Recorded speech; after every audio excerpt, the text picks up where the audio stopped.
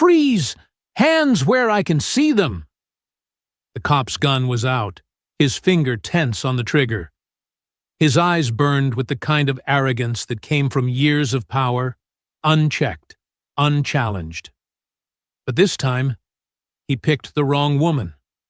FBI Director Naomi Carter was just out for a morning jog when the racist cop slammed his cruiser door and drew his weapon. "You match a description," he sneered. 3 minutes later, he was the one on the ground, and the whole park saw it. Where are you watching from? Drop your city in the comments. This story's about to go global. The sun had just begun its ascent over the quiet suburban park, casting long shadows through the towering oaks and painting the sky in soft hues of pink and gold. Birds chirped their morning songs, and the crisp air carried the scent of dew-kissed grass. It was the kind of morning that made you believe in fresh starts, the kind that made you want to lace up your sneakers and hit the pavement. And that's exactly what FBI Director Naomi Carter was doing. At 42, Naomi was a force to be reckoned with. Tall, lean, her dark skin glistening with a light sheen of sweat as she jogged steadily along the winding path. Her locks were tied back in a neat ponytail, swaying with each stride. To anyone else, she was just another woman enjoying her morning run. But beneath that calm exterior was a woman who had spent 2 decades in the FBI, climbing the ranks through sheer grit, intelligence, and an unshakable sense of justice. She rounded a bend, her breath steady, her mind clear.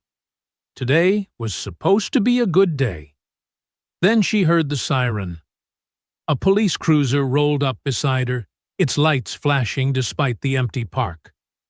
The window rolled down, and a gruff voice barked, "Hey! Stop right there!"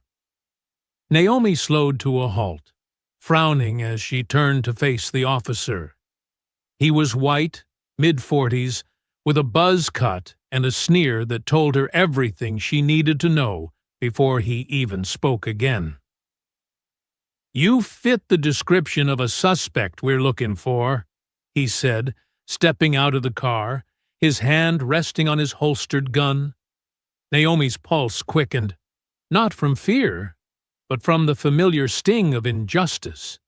She knew this game. She had seen it played too many times. "What suspect?" she asked calmly, though her eyes were sharp. "Don't play dumb," the officer snapped. "Hands where I can see 'em." Naomi didn't move. "Officer, I'm just out for a run. There's no description I could possibly fit, unless black woman in workout clothes is a crime now." His face darkened. "You want to get smart with me?" He took a step closer, his fingers twitching near his weapon. "I said hands up." Naomi exhaled slowly.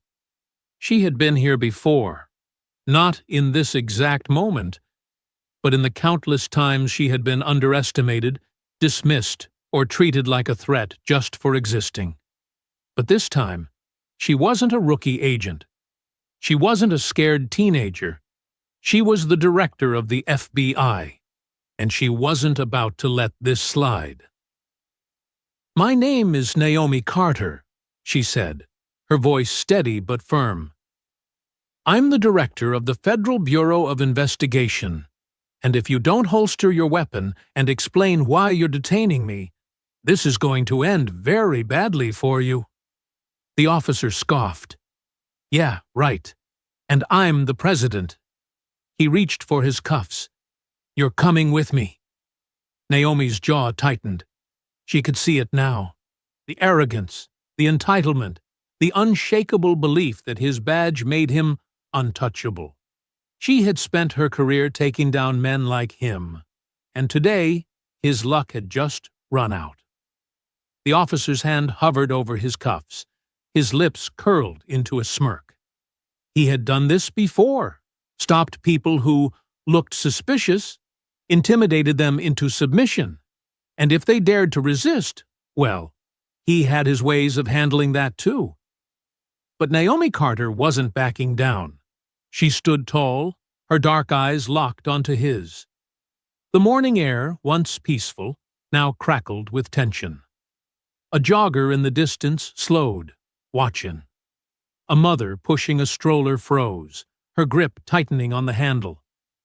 "Last chance, officer," Naomi said, her voice low but razor-sharp. "Walk away." He laughed, a harsh, mocking sound. "Or what? You gonna arrest me?"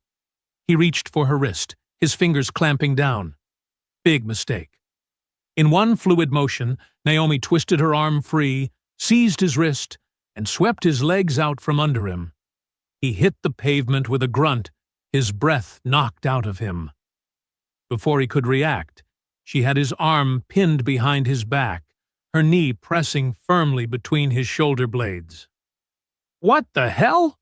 he wheezed, face pressed against the asphalt. "I said walk away," Naomi muttered. "But since you didn't listen, let's do this the hard way." The jogger who had been watching fumbled for his phone, recording. The mother gasped, her hand covering her mouth. The officer thrashed, his face burning with humiliation. "You're dead! You hear me? You're gonna regret this." Naomi didn't flinch. She had faced worse than a racist cop with a bruised ego. She leaned down, her voice icy. "Tell me, officer, how many others have you harassed? How many people have you intimidated just because they didn't look like you?" He spat curses, but she tightened her grip. Then, sirens. 2 more squad cars screeched to a halt nearby. Officers jumped out, hands on their weapons. "Freeze!" one shouted. Naomi didn't move. She knew what was coming next. The lead officer approached, his expression shifting from aggression to shock as he got a closer look at her. "Director Carter?" The cop beneath her stiffened. "What?" Naomi didn't smile. She simply reached into her waistband and pulled out her FBI badge, holding it up for all to see. Silence. The lead officer paled. "Oh my God. Stand down, everyone. Stand down." The racist cop's face drained of color. "No! No way!" Naomi finally released him, standing slowly as he scrambled to his feet, his bravado crumbling. You're really FBI," Naomi finished. "And you, officer, are under investigation." The park had become a stage, and the audience was growing by the second. Bystanders whispered into phones, recording every second. The racist cop, Officer Dan Mercer, stood frozen, his face a mask of disbelief. The other officers exchanged nervous glances, unsure whether to salute their superior or arrest their colleague. Naomi Carter brushed off her hands, her posture relaxed, but her eyes like steel. She didn't raise her voice when she spoke next, but every syllable carried the weight of her authority. "Officer Mercer, badge number 1487, she said, as if reading from a file. 3 excessive force complaints in the last year. 2 wrongful arrests settled out of court. And now, attempted unlawful detainment of a federal agent." Mercer's throat worked silently. His fingers twitched toward his radio, as if he could call for some miraculous backup. "Go ahead," Naomi challenged, nodding at his radio. "See who answers." One of the younger officers stepped forward, his voice shaky. "Ma'am, we had no idea." "That's the problem," Naomi cut in. "You never do. Not until it's someone you can't intimidate." She turned to the crowd, where the mother with the stroller was now openly crying. "How many of you have seen this man harass someone before?" Hands went up. Phones kept recording. 1 week later, the police commission hearing room was packed. News cameras lined the back wall. Officer Mercer sat slumped in his chair, his lawyer frantically whispering as the screen behind them played park surveillance footage. Mercer shoving a black teen against a squad car last month. Mercer laughing as he dumped a homeless man's belongings from a shopping cart. Naomi sat perfectly still in the front row. She hadn't worn her FBI jacket today, just a simple black blazer. She wanted them to see her as a woman first. A human being. When the chairwoman called her to speak, the room fell silent. "I could recite statistics about biased policing," Naomi began. "I could quote the Constitution. But what happened in that park wasn't about law. It was about fear. The fear that lets a man point a gun at an unarmed jogger. The fear that keeps witnesses silent." She turned to Mercer. "Your fear ends today." The gavel came down like a thunderclap. 6 months later. The same park trail, dawnlight filtering through the trees. Naomi jogged at her usual pace, but now runners nodded respectfully as they passed. A new community watch program had sprouted up, their bright vests visible at every corner. And on a bench near the trailhead, a freshly painted plaque gleamed in the sun. "In honor of those who walk without fear. Keep running. Thanks for watching."